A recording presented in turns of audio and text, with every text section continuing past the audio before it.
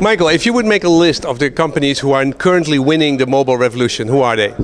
I'd say the winners right now are Apple, Google, Amazon, Facebook, Twitter, and in general, companies that create mobile application software networks.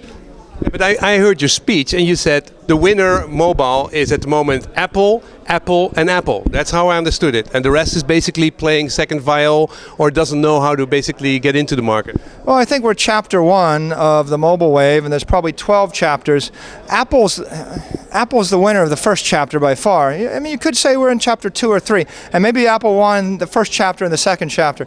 But there's actually more chapters of this book to unfold and there are going to be other opportunities and other networks, for example, mobile identity, mobile commerce, mobile health. And as those things come along, it's not clear that Apple will be the winner. There may be other companies that we don't notice yet that are going to come to the forefront. But you say the iPad, you think that is the most amazing thing because the rich and powerful are carrying around the iPad and that's the first competition with paper?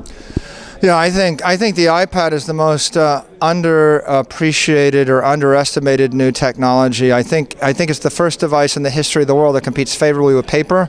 So I think it's inevitable that every literate person on the planet is going to end up with at least one, but probably more than one, either iPad or a tablet computer that's got comparable techniques. How many tablets in 2015? In 2015, let's say we're like 3 years out, probably more like 250 million, 300 million, I'm guessing. Will it be just as important as a smartphone revolution? I think it'll be at least as important. It might be more important because smartphones are useful for a set of activities, but smartphones don't normally have the ability to host enterprise applications.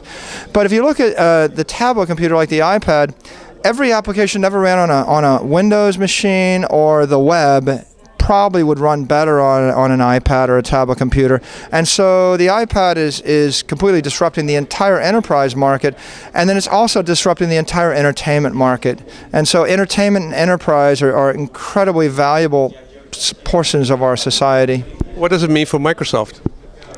I think Microsoft is actually in the crosshairs right now because on one hand they've got Google and Apple pushing them, and they've got to reposition into the mobile sphere, and they don't have an offering. They don't have a strong position on mobile. You said their Surface introduction was the worst example and perfectly for business schools as the worst product introduction of the century.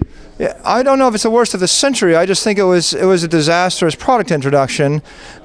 Maybe the worst for them in quite a while, and the worst in the mobile wave, because they announced a product that they can't ship.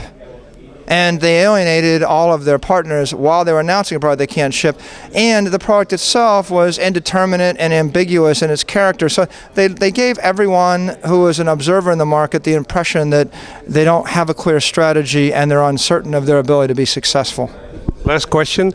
Business intelligence, your product, your company, what does that mean for the mobile revolution means for that?